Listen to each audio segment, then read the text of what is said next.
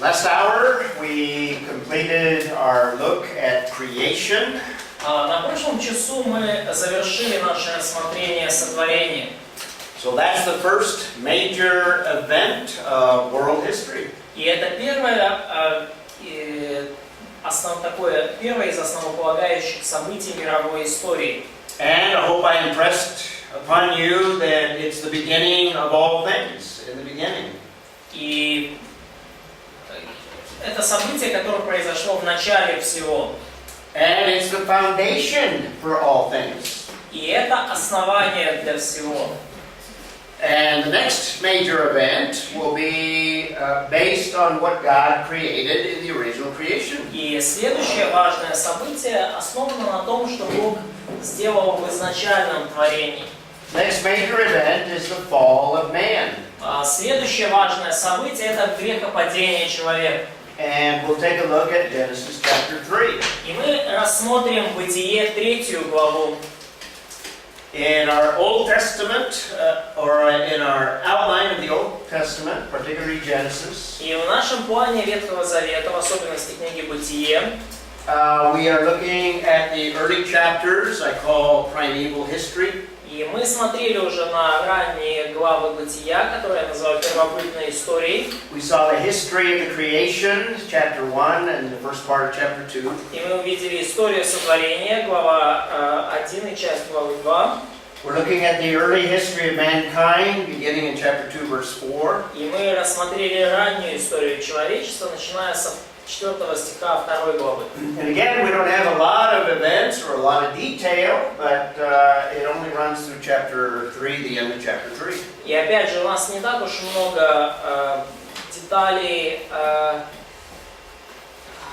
касательно этого периода, то есть это буквально со 2 до конца 3 главы. We just looked at the creation of mankind, more specifically in relationship to man and woman. И мы более детально рассмотрели сотворение человека, более уже в отношении мужчины и женщины.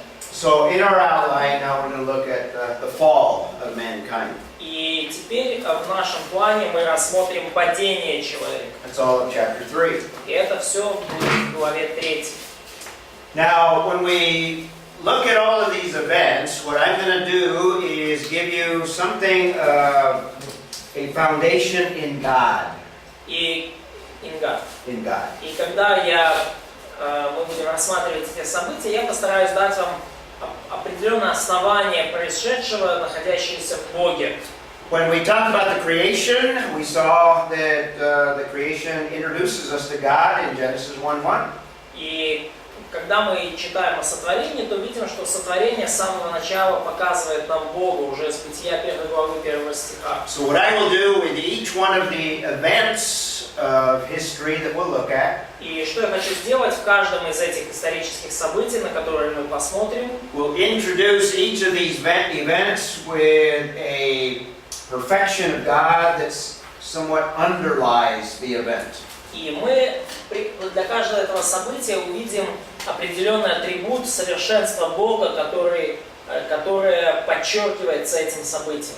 So when we talk about the fall of man, probably an underlying perfection or two of them are the holiness and justice of God. И когда мы говорим о падении человека, то две основные в этом контексте, два основных совершенства Бога – это святость Божья и Божья справедливость. So we're going to see the holiness of God because man violates that holiness. И мы увидим Божью святость, поскольку человек приступил эту святость, он пошел против нее. And Genesis 3 also introduces us to the justice of God. И также Бытие 3 глава показывает нам Божью справедливость. God will deal with sin in a just way.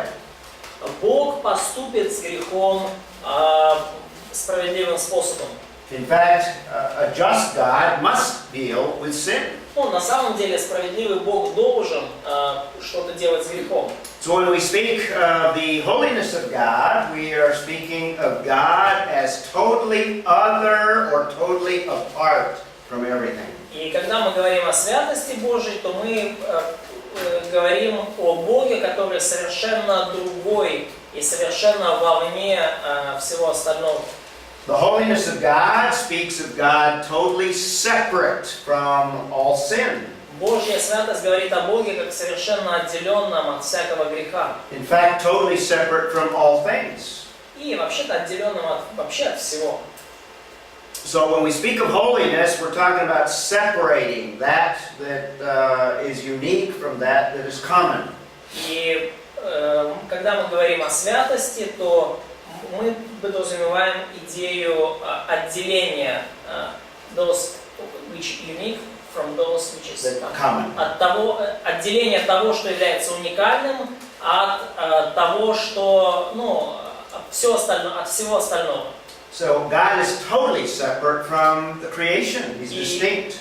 Потому можем сказать, что Бог совершенно отделен от своего творения, Он совершенно иной.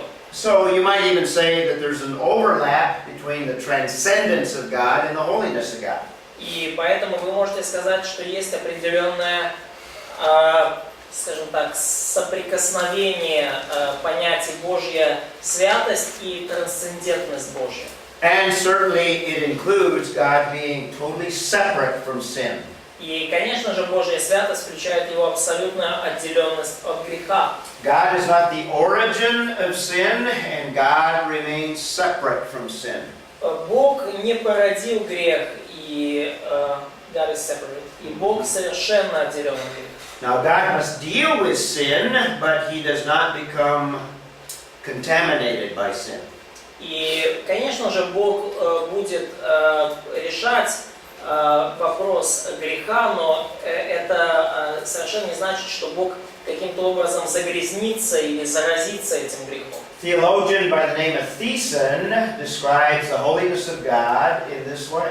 Богослов по имени Тиссен таким образом описал Божью святость. Go ahead and read the Бог book. абсолютно отделен от и превознесен над всем своим творением.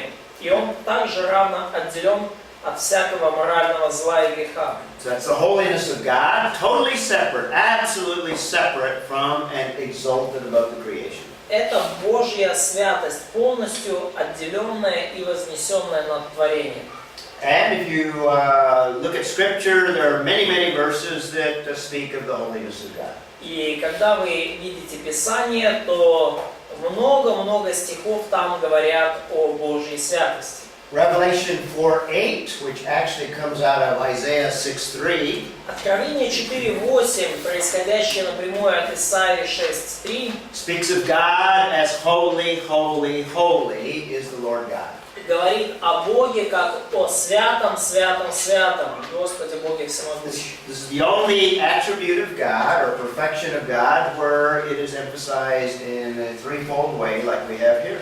И это единственный атрибут или совершенство Божие, которое подчеркивается таким вот троекратным образом, как мы видим здесь.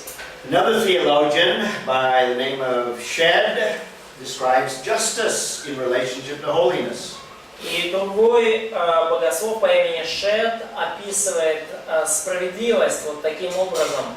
Справедливость – это та сторона Божьей святости, которую можно увидеть в его отношении к повиновению и неповиновению его подданным. Это атрибут, посредством которого он воздает каждому то, что тот заслужил. So God's justice is an aspect or a part of His holiness. И Божья святость – это один из аспектов, это часть Его святости. You could even say it's an expression of His holiness in that it shows how He deals with obedient and disobedient creatures. И можно даже сказать, что это проявление Его святости, это показывает нам то, как Бог поступает в отношении к повиновению либо неповиновению. It's that attribute of God where God gives that is deserved or due. И это атрибут Божий, когда атрибут Божий, когда Он воздает каждому согласно тому, что тот сделал. And obviously there are many scriptures that speak of the justice of God or God as judge. И очевидно, что есть много отрывков Писаний, говорящих о Божьей справедливости, либо о Боге как о справедливом судье. So, Genesis 18:25 speaks of God as judge and dealing justly. Бытие 18:25 говорит нам о Боге как о судье всей земли, который судит справедливо. And God judges from His divine throne of judgment. И Бог судит со своего божественного престола суда. Psalm 9, verse 8. Псалом 9, стих 8. «Но Господь пребывает вовек, Он поставил свой престол свой для суда». So underlying the fall of man is the idea of God as a just God and a God as a holy God. И вот за всей этой историей творения мы видим Бога справедливого и Бога святого. So we've looked at the first major event, obviously the one that begins all things, creation. И вот мы рассмотрели первое важное событие, очевидно то, с которого началось And now we want to сотворение. focus on the second major event, the fall of man. И теперь мы сфокусируемся на втором важном событии, это грехопадение. Now, we don't have a time frame in terms of how long after the creation man fell. И у нас нету точной временной шкалы, чтобы определить, как долго, сколько времени прошло от сотворения до грехопадения. But we do have a time from the creation to the bearing of the first son. Но у нас есть время от сотворения до рождения первого ребенка Адама и Евы. So it had to be before the first son was born. И потому падение должно было произойти до того, как родился первый ребенок Адама и Евы. So a relatively very short period of time. То есть очевидно, что сравнительно короткий промежуток времени прошел. Now the emphasis, what we've already looked at, is the Word of God. И акцент в том, что мы видели уже, он на Слове Божьем. And we've seen in chapter 1 that God spoke all of the creation into being. И в главе 1 мы уже видели, что Бог своим словом создал все существующее. So the Word of God is powerful.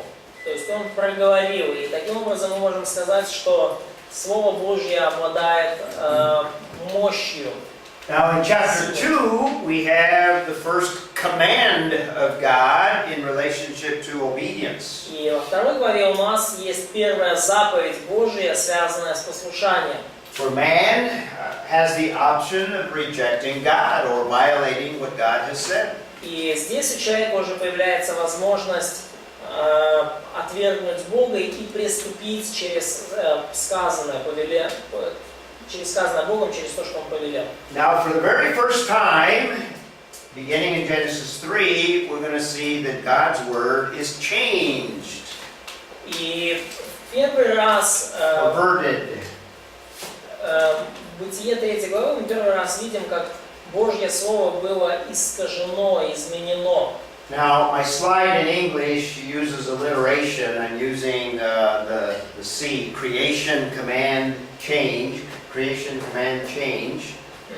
Ну, в слайде на английском языке там используется, как для запоминания, все на одну букву. То есть, creation, command, change, то есть, у нас не получается. But it doesn't come across in the translation. Да, но при переводе это потерялось. Поэтому сотворение, заповедь и искажение. What we're going to see is the word is actually perverted, distorted. И что мы видим, что Слово Божье было by a creature, yes. Слово Божье было искажено и извращено творением. And first implication of the fall of man. И первое применение, первый вывод из грехопадения человека We see the origin of evil. в том, что мы видим происхождение зла. We find out that evil does not come from God, for one thing. мы обнаруживаем, что, с одной стороны, зло не происходит от Бога. We're not introduced to this creature, the serpent. И нам даже не сказано ничего до того о вот этом творении, о змее. Now it appears that there's an agent behind the serpent. И кажется, что за змеем стоит какой-то другой, то есть змея направляет некто другой. But in the book of Genesis, it's not made clear that there is an agent behind, at least in the early verses there. It's not clear. Но, по крайней мере, в книге «Бытие», особенно в ранних этих первоначальных стихах, не указано ясно, неясно из них о том, кто же этот неизвестный, кто стоит за змеем. But as we move through the passage, it becomes more and more clear. Но когда мы двигаемся по отрывку, становится все яснее и яснее. And certainly, the rest of the Bible makes it clear that the serpent is just simply an agent of a creature behind it. И по мере того, как мы читаем Библию дальше, становится очевидно, что змей это всего лишь,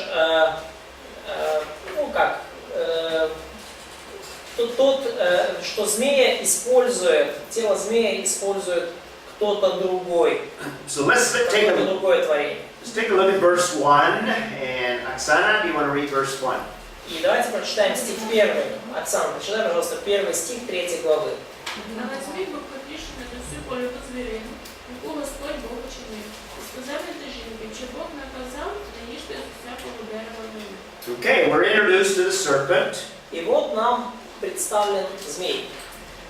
And he's introduced as more crafty or clever than all the other beasts. И змей описан как наиболее хитрый и наиболее изощренный из всех зверей полевых. So we have some hints of some of the characteristics of this creature. И у нас есть таким образом уже некоторые характеристики этого существа. Now in the Hebrew text, I think there's a deliberate play on the words that we have in verse 1 and also the last verse of chapter 2.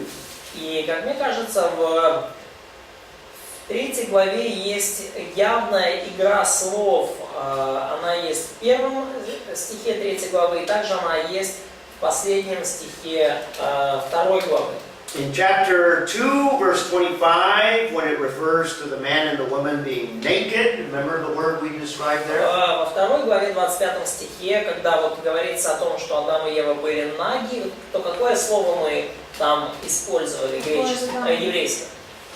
Remember the Hebrew word? Помните еврейское слово? Арат или что-то сандавы. Они все похожи. Ара, са. No, it was let's see. The Hebrew word is ara, Ара. Вот так еврейское слово звучит. or aram, rather, I'm sorry, aram. Или даже Арам. And when you get to verse 1, the serpent was more crafty, that is arum. И когда мы доходим до 1 стиха 3 главы, то вот то, что змей был хитрее зверей полевых, то вот хитрее это слово арум. It seems that the writer is deliberately playing on these words. И мы видим, что автор, скорее всего, откровенно играет словами. The emphasis in verse 25 is innocence and sinlessness. Акцент в стихе 25 2 главы на невинности и безгрешности. No shame in the nakedness. Не было никакого стыда в их наготе. But now this creature is showing characteristics of deception, the opposite of innocence. Но теперь вот это творение змей показывает характеристики, связанные с обманом, то есть противоположность невинности. And he introduces something to the concerning the woman. С обманом и обольщением. Да, и он что-то говорит женщине. So the origin of evil, first of all, И таким образом происхождение зла в первую очередь. does not originate on earth, Мы об этом можем сказать, что зло не произошло на земле, but actually originates in a creature outside of the earth. не зародилось оно на земле, но зародилось среди творений вне земли. Now, verse 1 doesn't make that clear, but we will see that further in other passages in Scripture. Ну, из стиха 1 это не так ясно, но мы узнаем об этом позже из других отрывков Писания. And certainly, because God is holy, God is not the author of evil. И вот точно можно сказать, что поскольку Бог свят, то Он не является автором зла. But now, beginning with Genesis chapter 3, we're going to see the origin of evil in man. Но теперь, начиная с 3 главы, мы начинаем видеть происхождение, зарождение зла в человеке. Comes with the first sin of man. И зло в человеке произошло от первого греха человека. So let's take a look at the rest of this passage and see how evil comes about. И давайте посмотрим на оставшуюся часть отрывка и увидим, как появилось зло, откуда оно пришло. And if you compare what the creature says, or the serpent, with what God said, И если вы сравните, что сравнил змей с тем, что сказал Бог, in which way does the serpent somewhat distort what God has said? то каким образом змей исказил то, что сказал Бог? What does he say in Genesis 1? Что Бог сказал в Бытие 1? Or no, verse 1. Да, что змей сказал в Бытие 3 главе 1? Instead of stating it as a command, how does he state it? Вместо того, чтобы утверждать об этом как о повелении, заповеди, как змей говорит о повелении Божьем? He states it as a question in order to arouse doubt. То есть вместо того, чтобы обратиться к Еве с каким-то повелением или заповедью, он обращается к ней с вопросом, для того, чтобы возбудить в ней сомнения. In fact, in the English text, it introduces it with a word that suggests that maybe what God said is not correct. В английском переводе вот эта фраза, она, как и в русском, in Russian too, она, то есть вопрос змея начинается с фразы, которая, ставит под сомнение слова Бога. So he begins by introducing doubt in the thinking of the woman. То есть змей начинает с того, что внедряет в мышление жены Евы сомнения. Now, one of the values of this passage is, I think Satan still uses these same principles of deceit. Одно из ценных качеств этого отрывка в том, что сатана до сих пор использует ту же стратегию обольщения. In fact, I think what we have here is a pattern of temptation that Satan has used throughout time. И я думаю, что здесь мы видим определенный образчик, шаблон, по которому сатана обольщает людей во все времена. So let's analyze what Satan is doing here as the serpent only being the agent of Satan. И давайте проанализируем, что здесь делает сатана, потому что змей, по сути, здесь только, скажем так, инструмент в руках сатаны. Because he will use this same pattern in tempting you and I as well. Потому что сатана будет тот же самый образец использовать при искушении меня с вами. So he raises doubt. То есть, во-первых, мы видим, что сатана возбуждает сомнение. And in fact, suggests the very opposite of what God said. И по сути он предлагает идею совершенно противоположную тому, о которой говорил Бог. And not only that, but he omits a lot of what God commanded. И кроме этого он также извращает он многое упускает из того, что сказал Бог. So there are two things that we have right at the beginning here in terms of a pattern for temptation. И вот есть две вещи, как минимум, которые мы здесь видим, которые являются образчиком всякого искушения. In fact, the first question that we can ask is why does the temptation go to the woman instead of the man? И я думаю, что первый вопрос, который нам нужно задать, это почему искушение пришло к женщине, а не к мужчине. We might even ask, where is the man? He is the head, he is the one that God gave the command to. И мы даже можем спросить, да, где вообще мужчина? Да, он глава семьи, он тот, кому Бог дал повеление. In fact, the command was given before the creation of the woman. И, кстати, заповедь-то была дана еще до сотворения женщины. So I think there's a principle here, a principle of vulnerability. И я думаю, что здесь есть определенный принцип уязвимости. The woman is more vulnerable, and therefore the serpent attacks her rather than the man. И женщина более уязвимая, и потому змей атакует ее, а не мужчину. The woman appears to be by herself because it doesn't mention the man until later. И кажется, что женщина была там, находилась там в одиночестве и была наедине с змеем. Мужчина появляется только позже. But at least she's vulnerable, or at least the serpent thinks so. Ну, то есть, может быть, мужчина и находился рядом, но, по крайней мере, мы видим, что Ева более уязвима, и змей тоже так считал. Now we can learn a principle here in terms of application to our lives. И мы можем здесь обнаружить принцип, применимый в нашей жизни. We can be warned that Satan is going to attack each of us in different ways. Нам нужно остерегаться того, что сатана будет атаковать каждого по-своему, индивидуальным способом. He knows where we are most vulnerable, and that's where he will attack.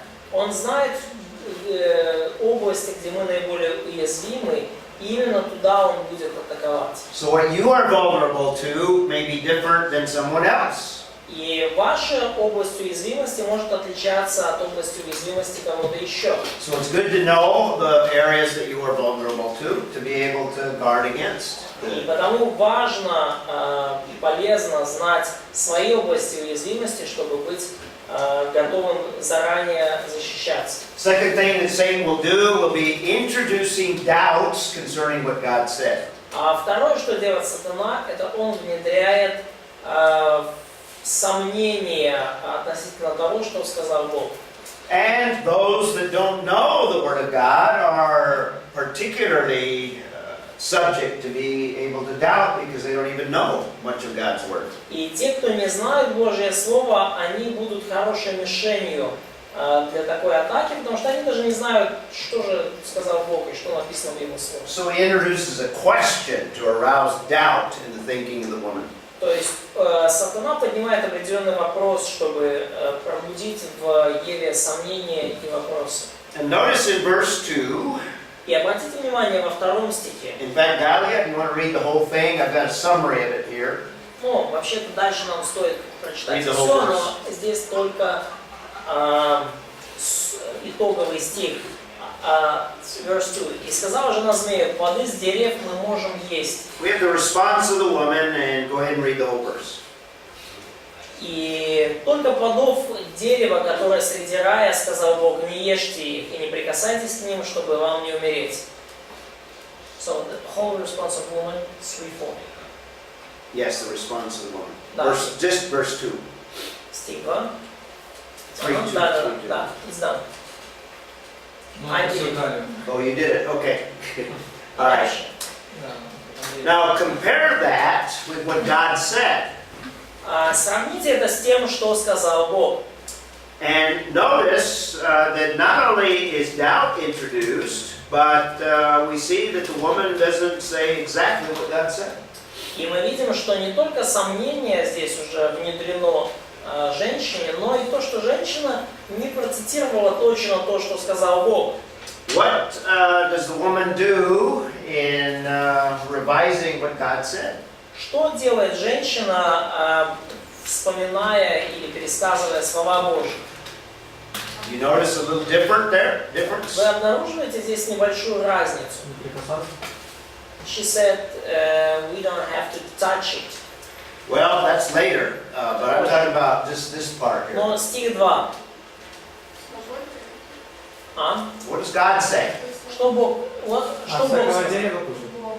God said you can eat from any tree. From any tree. The idea is that there's many trees, maybe thousands, hundreds of trees. Ага, значит, то есть идея в том, что вообще деревьев там тысячи, их много. In other words, what God said emphasizes the goodness of God and the abundance that God has provided. И то, что Бог говорит, оно выражает Его благость и изобилие всего того, что Он дает. And the verse also, what God said, emphasizes that they may eat as much as they want. In other words, freely. И также, что подчеркивается в стихе 2:16, что они могут есть столько, сколько захотят, они могут есть свободно. And before the fall, you don't have to worry about gaining weight or ill effects. И до падения вам даже не надо было думать о том, что вы можете переесть и набрать вес. So when God phrases it, He emphasizes the goodness and the abundance of what He has provided. И когда Бог утверждает, что вы можете есть от любого дерева, то Он утверждает тем самым свою преизобилующую благость. But notice that the woman does not emphasize that abundance that God has provided. Но обратите внимание, что женщина не подчеркивает в своей цитате вот это Божье изобилие. So not only is doubt introduced here, И поэтому мы видим, что не только сомнения здесь имеют место, but now the woman is put in a place where she begins to judge what God said. но теперь женщина, она поставила себя в положение, когда она судит то, что сказал Бог. She has fallen for the doubts that were introduced and in fact questions God's authority. И она впала в вот эту ловушку сомнений, и она теперь уже ставит под вопрос божественный авторитет. And the result is she minimizes the goodness of God. И в результате этого она минимизирует благость Божию. God says from any tree eat freely, and she de-emphasizes that abundance. И Бог сказал, что вы можете есть от всякого дерева свободно, и она вот это преизобилие Божье, она минимизирует. And notice what we have in 2:17. This is what God said. И обратите внимание, что Бог говорит в главе 2, стихе 17. And compare it with what we have, what is said in verse 3. И сравните это с тем, что мы видим в стихе 3. This is still the response of the woman. Это все так же ответ женщины. Do you see a difference there? Видите ли вы разницу здесь? Take a look at it. Посмотрите внимательно.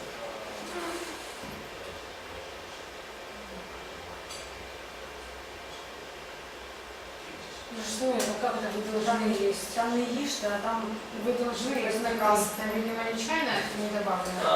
Probably Вы должны есть. you should, the translation is here is you should or shouldn't. Is that wrong? Translated wrongly? It doesn't have no, you Oh, okay. don't have to eat. Okay. You should or should not.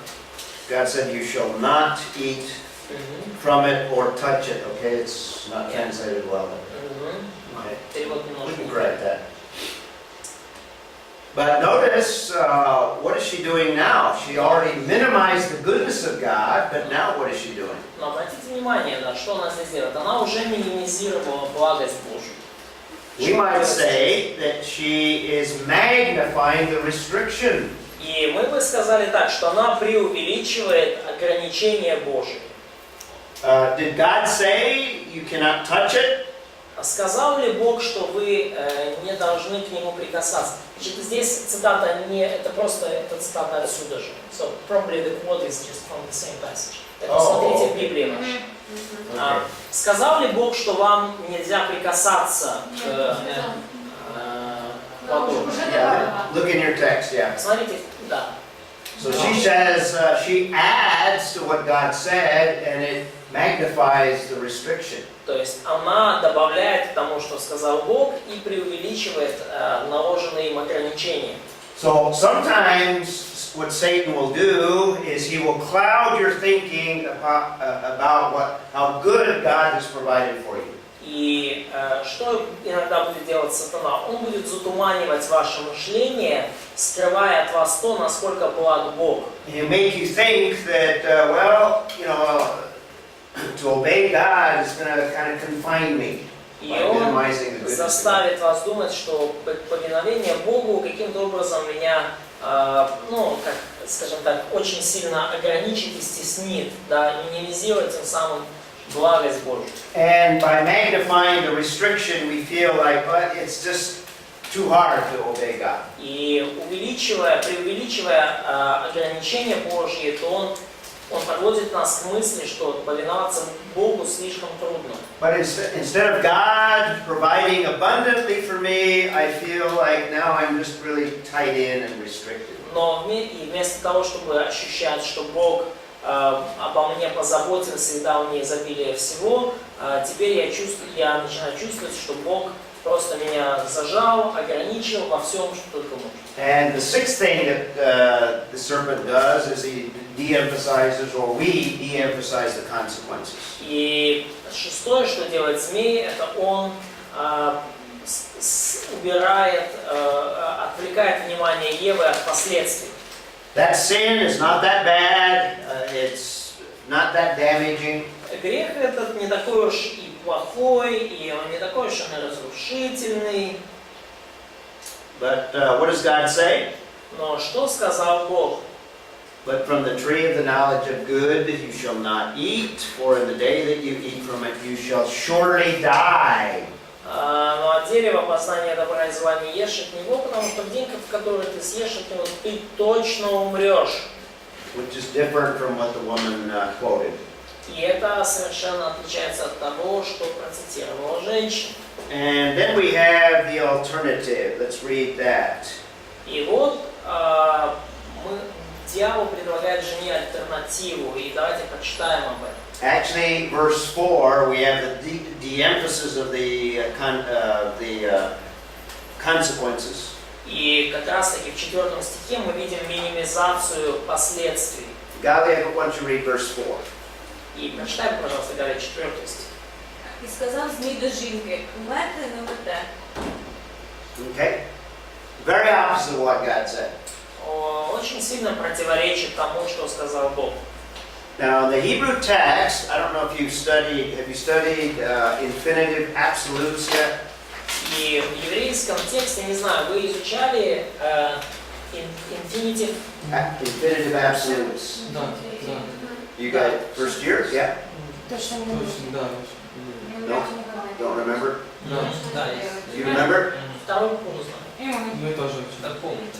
But in Hebrew, when you have an infinitive absolute, that's what we have in this text here. Но вот в еврейском, когда у вас есть инфинитив абсолют, это вот похоже на то, что у нас здесь в тексте. What God said is, what is translated, you shall surely die, 2 words. То есть то, что сказал Бог, оно переводится как то, что вы точно умрете. Точно умрете — 2 слова. But the infinitive absolute emphasizes the idea that is presented by the words themselves. И инфинитив абсолют подчеркивает ту идею, которая передана самими словами. And it includes the verb form and the noun form. И включает как форму глагола, так и форму существительного. So literally, the infinitive absolute could be translated, when God said it, you shall die dead. И вообще, если так дословно переводить вот этот инфинитив абсолют, то стоило бы вот перевести, как вы смертью умрете. In other words, emphasizing the severity and the definiteness of the result. Тем самым подчеркивая суровость и определенность такого результата, что точно произойдет. And Satan says the very opposite. Но сатана говорит нечто совершенно противоположное. You shall not die dead. He uses the infinitive absolute. Он тоже использует инфинитив абсолют, но он говорит, что нет, вы точно не умрете смертью. So the woman is put in a position where she must make a choice She must judge between whether God is right or the serpent is right. И женщина оказалась в положении, когда ей нужно сделать выбор, ей нужно рассудить между тем, что говорит сатана, и тем, что сказал Бог. So is she going to put the authority of a creature on the same level as the authority of God? То есть вопрос в том, поставит ли она авторитет творения на тот же уровень, что авторитет Творца. This is what Satan will do to us when he tempts us. И это то же самое, что делает сатана в отношении нас, когда нас искушает. So now we have an alternative that we have in verse 5. И теперь между нами, теперь нам представлена альтернатива, вот в стихе 5. Katya, you want to read verse 5? Но знает Бог, что в день, который вы вкусите их, откроются глаза ваши, и вы будете как боги, знающие добро и зло.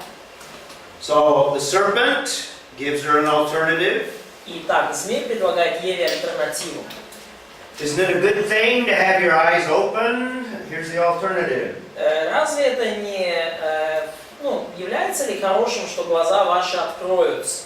The temptation is always attractive. If it were not attractive, we would not fall for it. Искушение всегда привлекательно, иначе бы мы не попадались на его крючок. So it always is presented like a very good thing. И поэтому искушение, альтернатива представлена как нечто весьма доброе и хорошее. Isn't it good to be able to see more things, our eyes to be open? Разве это не здорово, что глаза ваши откроются, и вы сможете видеть больше вещей? Isn't it a good thing to be more like God? Разве это не хорошо, что вы можете стать более похожими на Бога? So the alternative always is very appealing, and it appeals particularly to our vulnerabilities. И альтернатива всегда весьма привлекательная, особенно она привлекательна для наших слабых сторон, уязвимостей. So from this passage we can develop a foundation for suffering, because we're going to see suffering is going to follow. И с данного отрывка мы можем вывести библейское основание для страданий, потому что страдания последуют вслед за падением. As a result of the first sin, we are introduced to suffering and death. И страдания и смерть являются последствиями первого греха, и мы видим, как страдания и смерть появляются на, скажем так, в повествовании. So we have a biblical foundation for suffering. То есть вот у нас есть библейское основание для страданий. And the reason we start with God as holy И причина, почему мы начинаем с Божьей святости, is that we need to always keep in mind that God is not the source of suffering. причина в том, что нам всегда нужно помнить, Бог не является источником страданий. Suffering is as a result always of sin. Всегда страдания являются результатом греха. Конечной причиной страдания является грех. It's a consequence of our own choices and decisions. Страдания это последствия наших решений и принятых, сделанного выбора. А Иов это исключение? Can we say that Job is exception? No. No. Почему? Он не страдал в свое время? No, it's ultimate. Job is. So can you explain it more? Yes, Because Job apparently did not suffer because of his sin. Not because of his personal sin, but he suffered because of the consequences of sin in general. Иов страдал не из-за своего личного греха, но из-за последствий греха в общем. And we may not always suffer the direct consequences of our own personal sin. И мы можем не всегда страдать в результате наших личных грехов. The point I'm making here is we can't blame God for suffering. Но что я хочу здесь до вас донести, что мы не можем обвинять Бога в страдании. We're not victims. That's the secular view, that we are victims. Мы не жертвы. Вот это светское такое мышление, что мы являемся, что мы жертвы. But ultimately, it's as a result of living in a sinful world, as a result of being sinners. Но по сути страдания являются результатом того, что мы живем в грешном, падшем мире и результатом того, что мы грешны. Kind of emphasize the same point is that the origin of evil does not come on earth, but it comes actually from the heavens, from a creature outside of the earth. И я повторю то, что уже говорил раньше, что происхождение зла не земля, зло происходит от творений, которые находятся и находились вне земли. And we'll add to this foundation after we look at the first sin. И мы добавим немножко к этому основанию для страданий, когда дойдем до первого греха. So this first sin is very appealing. И вот этот первый грех весьма привлекательный. And let's read how appealing it is in verse 6. И давайте прочитаем то, насколько он привлекателен в стихе 6. Sergey, it's Да. your turn. И увидела женщина, что дерево хорошо для пищи, и что оно приятно для глаз и вожделенно, потому что дает знание. И взяла плодов его и ела, дала также мужу своему, и он ел. Okay. What's the first part of the aspect of the sin that's appealing? Какая первая часть, какой первый аспект в этом искушении, который является привлекательным? What's the idea behind it's good for food? Какая идея стоит за тем, что дерево хорошо для пищи? Looks tasty and looks inviting. Оно выглядит дуже смачно What, и очень вожделенно, да. what part of our nature is this appealing to? К какой части нашей природы здесь идет обращение? Глаза. Нет, глаза чуть дальше. Yeah, I think there's a tie-in to the First John passage, the lust of the eyes. Yeah, So, because Самое первое увидела fruit же. of tree was good for food, good yes? for food. Yeah. Yeah. But because pleasing to the eye is the next. Oh, that's the next one. Чувство. Our feelings, our Yeah, our sensuality or our physical nature. наше чувственное начало, физическая природа наша. Эмоции. Emotion.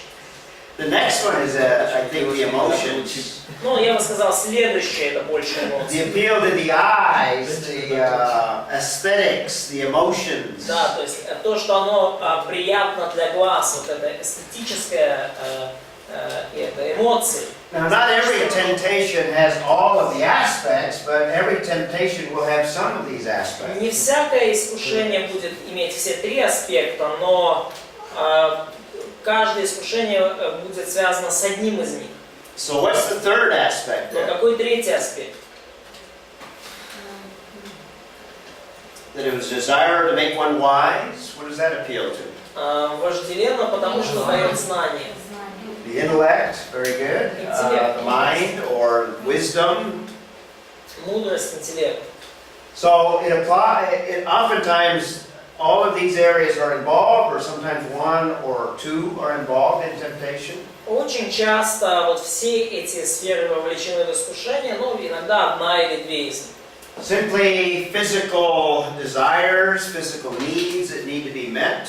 И иногда искушение основано на просто физических желаниях, физических нуждах, которые вопиют об удовлетворении. Sometimes it appeals simply to our emotions or to that looks good, Иногда aesthetics. связано искушение с нашими эмоциями или с чем-то, что красиво выглядит, эстетично. Sometimes to the intellect or our minds. И иногда искушение связано с нашим интеллектом, с нашей мудростью. And once we fall for the temptation, then it's just a matter of the will choosing the alternative. И когда мы впали в искушение, то это уже вопрос воли в том, чтобы избрать вот такую греховную альтернативу. And what we do is we rationalize all of what we've been talking about. И что мы делаем? Мы рационализируем все то, о чем мы говорили выше. We think in our minds it's not that bad, it's not going to do that much damage, it's not going to hurt. И мы в нашем сознании мы уже начинаем строить выводы. Это не так уж и плохо, это не принесет так уж много вреда, это даже может быть хорошо. It's going to be beneficial, it's going to do all this good. Это может принести пользу, это может принести принести вот много всяких хороших последствий. God is minimizing or God is restricting me. Бог меня вообще так ограничивает серьезно, Он меня так, вообще говоря, So we rationalize the sin. Вот таким образом мы рационализируем грех. And that's what we have at the end of the verse. And she ate. Вот что мы видим в конце стиха. И она And she взяла gave, плодов его и ела. and she gave her husband to eat. И дала также мужу своему, и он тоже ел. So in our foundation for suffering, И вот в нашем основании для страданий, number 3, man is responsible for his suffering. пункт 3 мы видим, что человек ответственен за свои страдания. Man's not a victim. Человек не жертва. Man suffers the consequences of choices. Человек страдает в результате своих решений. And sometimes those consequences come not as a result of our own sin. И часто эти последствия являются последствиями не наших личных грехов. And sometimes our sin has consequences in others. И иногда наши грехи приносят последствия другим людям. In fact, parents, oftentimes their sin affects their children. Очень часто грехи родителей негативно влияют на детей. For example, if they make poor decisions in handling money, it means that the children are deprived of some things. И если, например, родители принимают глупые решения в связи с деньгами, то их дети в итоге будут лишены многих вещей. The passage also implies the nature of sin.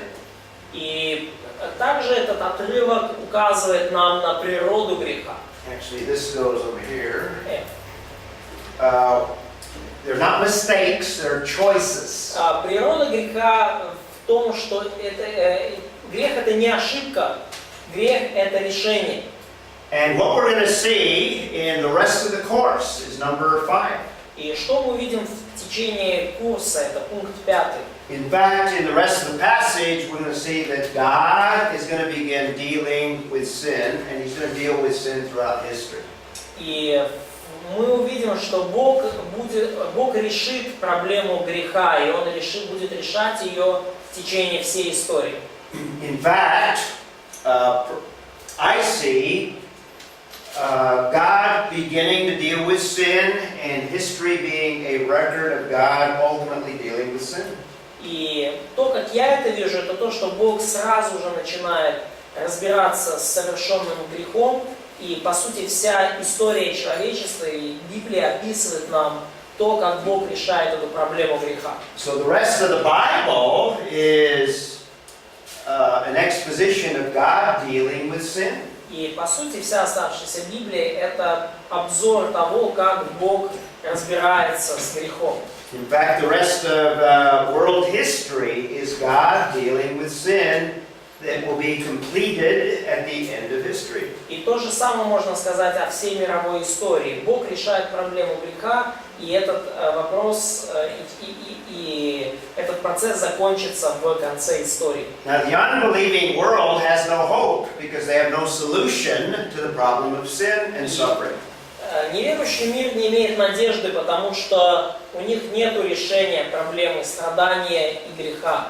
But we have hope because we know that even in Genesis 3, God promises to deal with sin. We'll see that in a moment. Но у нас есть надежда, потому что мы знаем, что уже в Бытии 3:15 Бог дал обетование о том, что Он решит проблему греха. And И this мы is a прочитаем об этом скоро. good place to take a break. И это хороший момент, чтобы сделать перерыв.